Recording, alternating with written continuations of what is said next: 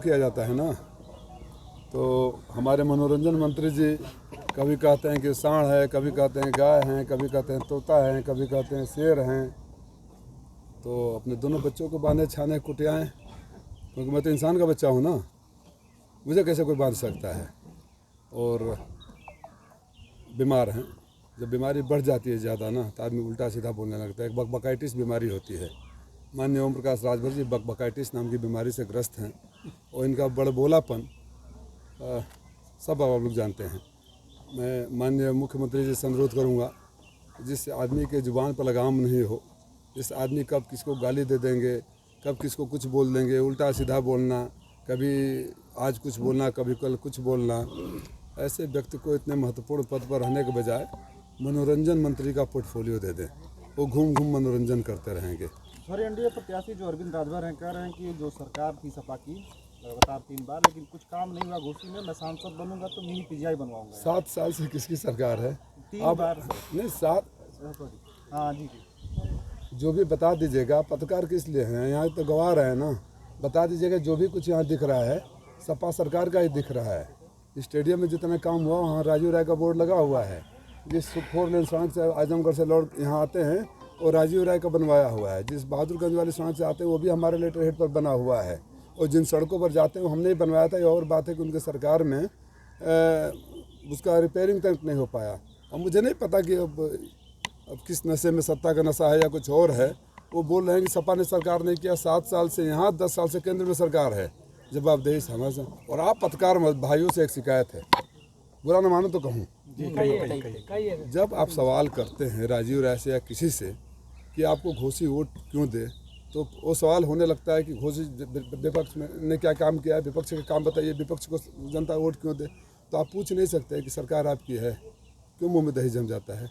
बताएं, याद नहीं दिला सकते। जब कहते हैं कि सड़कें टूटी, मैं सुन रहा था सड़कें सारी टूटी हुई है, तो उनको आप लोग याद दिला देते कि उसी समय की सड़कें बनी हुई है। आप 7 साल से आपकी सरकार है, 10 साल सोए है, किस चिर निद्रा में सोए हैं, किस अहंकार में सोए हैं। साल में 365 दिन होते हैं, 300 दिन आप बाहर रहते हैं और 65 दिन कहाँ रहेंगे, ये उनका कहना है।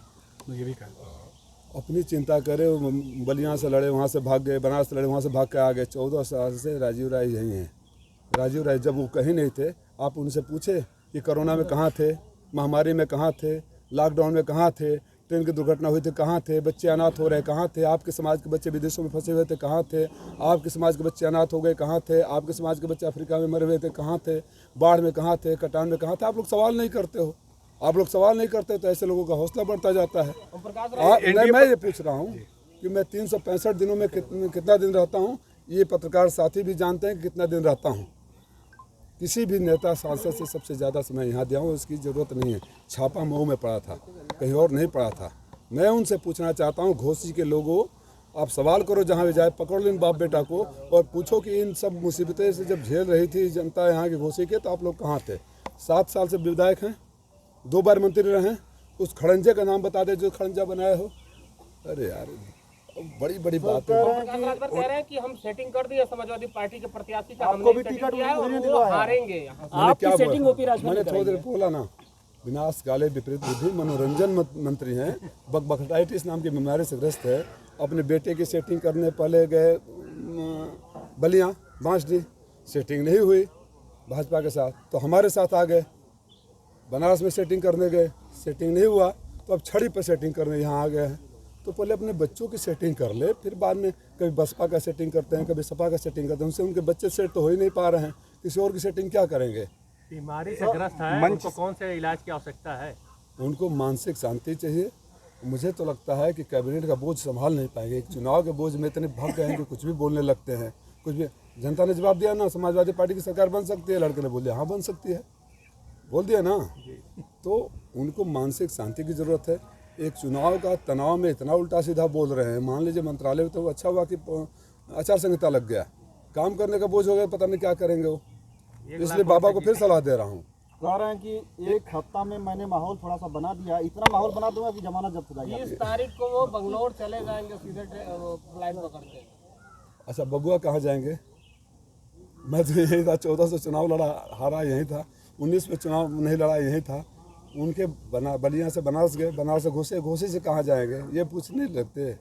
आप पत्रकार साथी बहुत बदमाश हो, ये भी दिखाना। उनका ये भी कहना एनडीए है कि प्रत्याशी ने वो- मन से कहा है कि उनके पिता की जो शक्ल है वो डॉक्टर भीमराव अम्बेडकर में मिलती है। तो किसने बोला है? अरविंद राजभर ने मंच से कल। एक दिन बोलेंगे मैं गांधी जी से मिलता जुलता हूँ। वो गांधी की छड़ी बताए, गांधी जी की छड़ी है। वो गांधी की छड़ी है, वो भीमराव अम्बेडकर हैं। अब देखिए किसी दिन मोदी भी बन जाएंगे, जोगी बन जाएंगे। और कांसी राम के वो चेला हैं। अच्छा ये बताइए, मुझे खाली ये पूछ लीजिए कि 5 तारीख को कौन कौन सी गाली भाजपा के कार्यकर्ताओं को दोगे?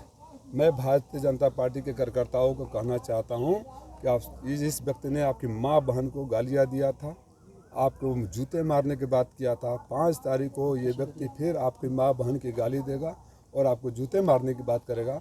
1 तारीख को इनका स्वागत कैसे करना है आप फैसला कर लें। ये कह रहे हैं कि दुबई के ठेकेदार है, बेंगलोर में रहते हैं।